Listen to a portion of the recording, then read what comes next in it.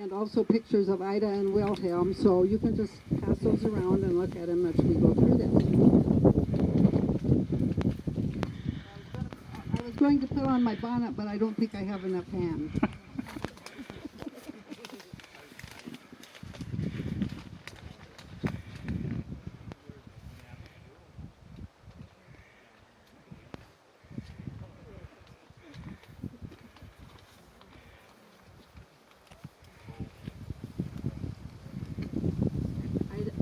Ida is used to being at home with the children, so she's not quite comfortable.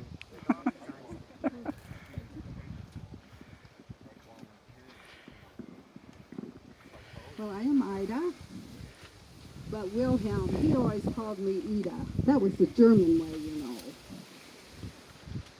Wilhelm came to America from Germany in 1878, and I came from Germany in 1880. We met in America and we married that same year. We were both just 20 years old. Oh, we were so young. We had a farm in Iowa, and there our 11 children were born. We had 7 boys and 4 girls. We began to hear of free land in the West. Anyone who was over the age of 21 could have 160 acres free. If they lived on the land for 5 years, they had to build a fence around it, and they had to cultivate part of it. Wilhelm and the older boys were excited. So in 1908, the 2 older boys, Herman and John, got on their horses and rode the 500 miles from Iowa out to western South Dakota, just to see what they could see.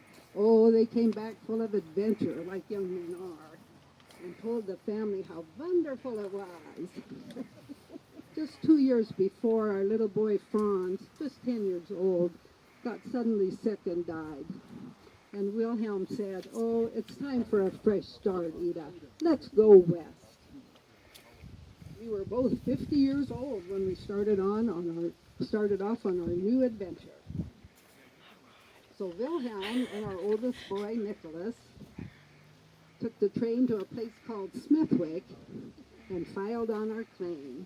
They loaded up a wagon full of lumber, and with two mules, they started off across the prairie, 15 miles to our homestead. There they built a claim shack for our family. Well, when we got word back in Iowa that the claim shack was ready, we loaded up all our possessions on the train.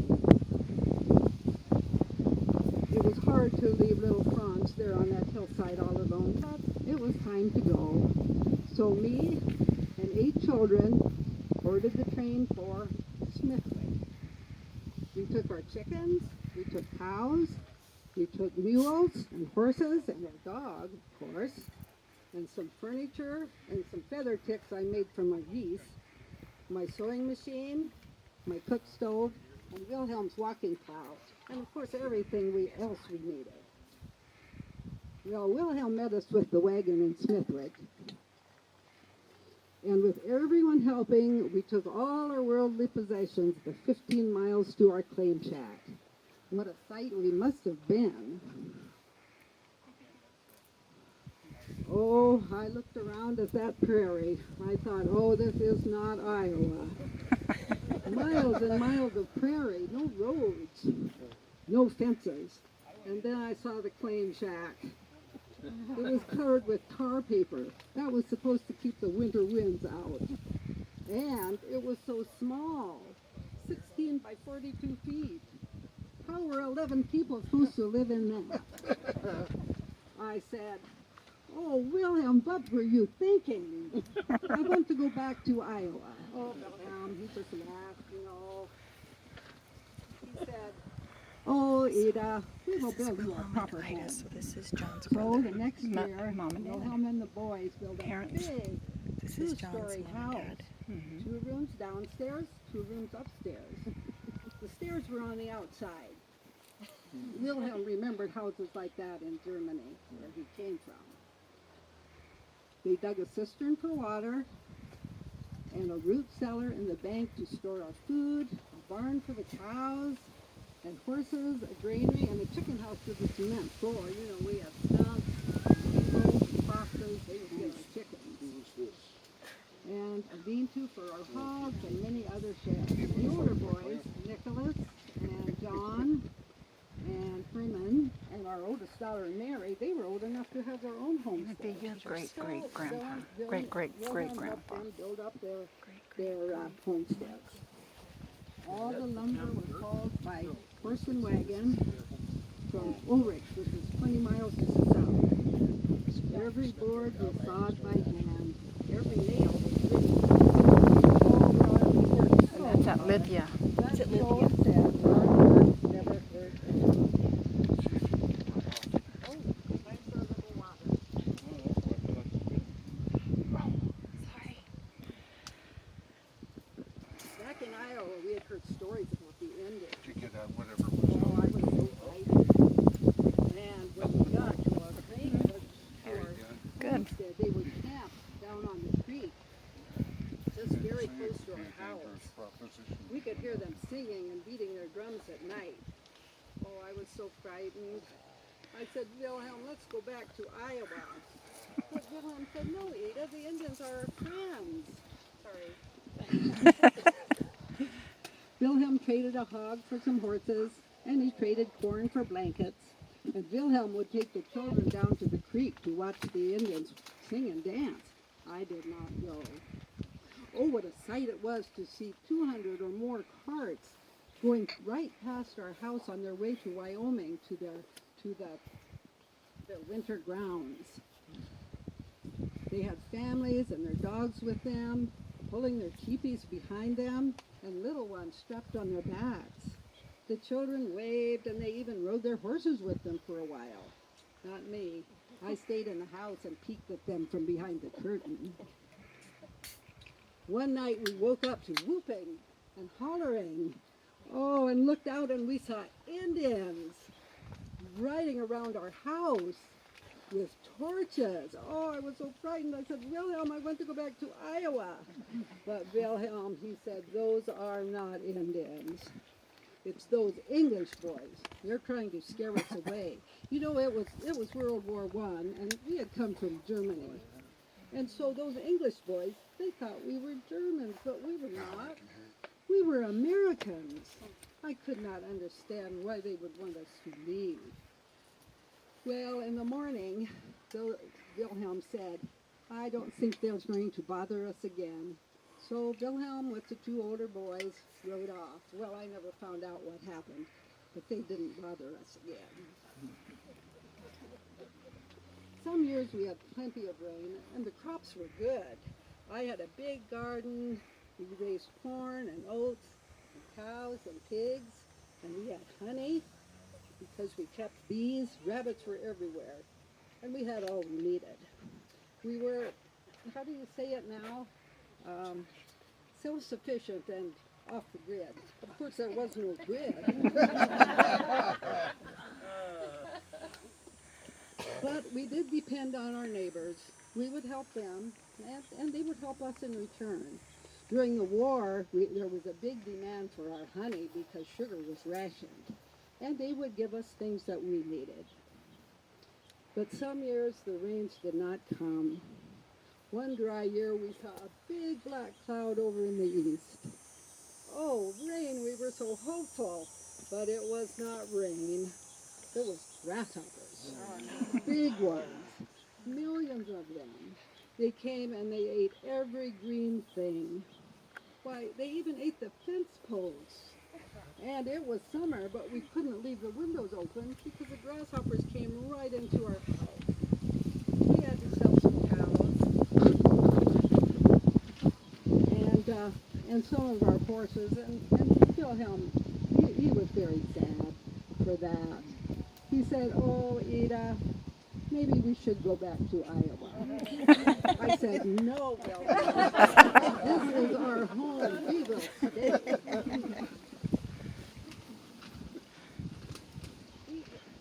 We had food in our root cellar.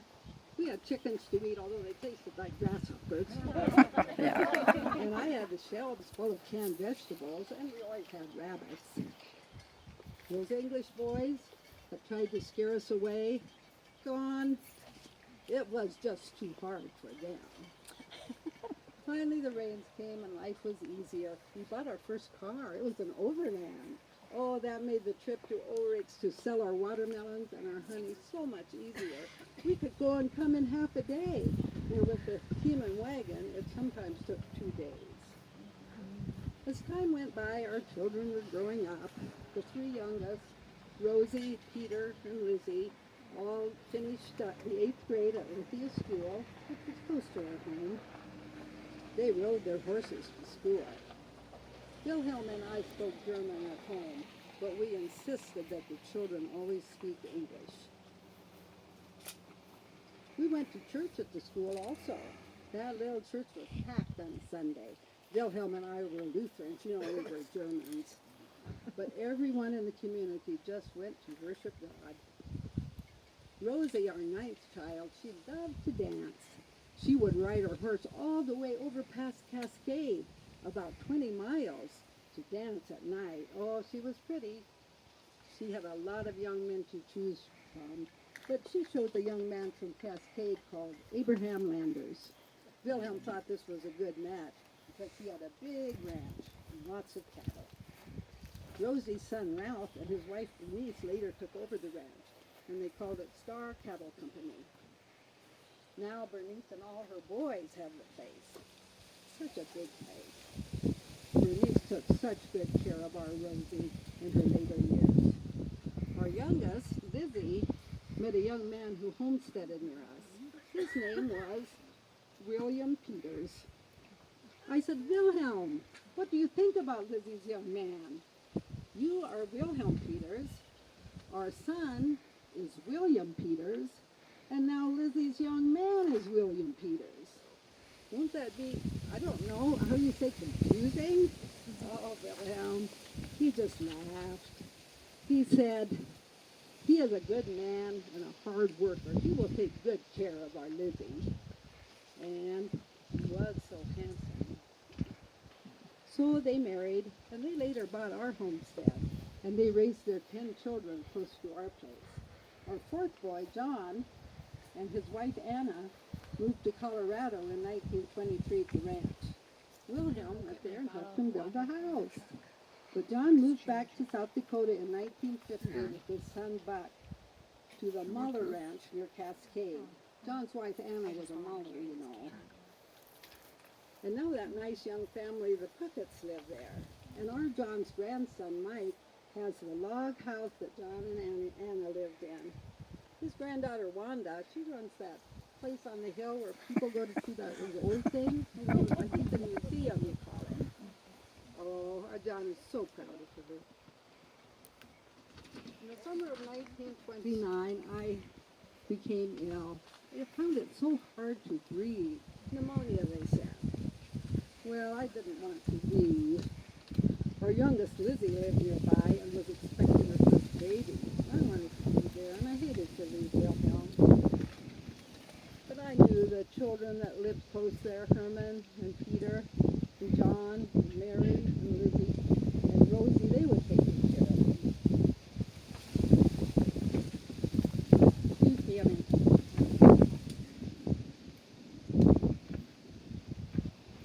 So Wilhelm lived with the children, or they stayed with him until he joined me here in 1935. Oh, I must tell you about my Wilhelm. He was a good carpenter. He built our wonderful house. He helped all the children build their homesteads. He built all those outbuildings. After I was gone, he even went to Colorado to help John build a big barn. Wilhelm also served as the area doctor. The roads were bad, and a lot of times the snow was deep, and the doctor from Hot Springs just couldn't get there. So Wilhelm set broken bones, he delivered babies, and when nothing more could be done, he sat with people when they were dying, sometimes for 2 or 3 days. He helped people with their animals, too. I will read what was said about Wilhelm at his funeral. Mr. Wilhelm Peters was well known throughout Fall River County and had a wide circle of friends who will miss him. Always a true, honest neighbor and a good father. No more could be asked of any man.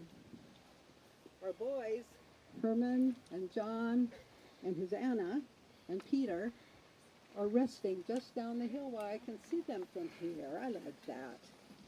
Rosie with Abraham are out near Cascade, near their place.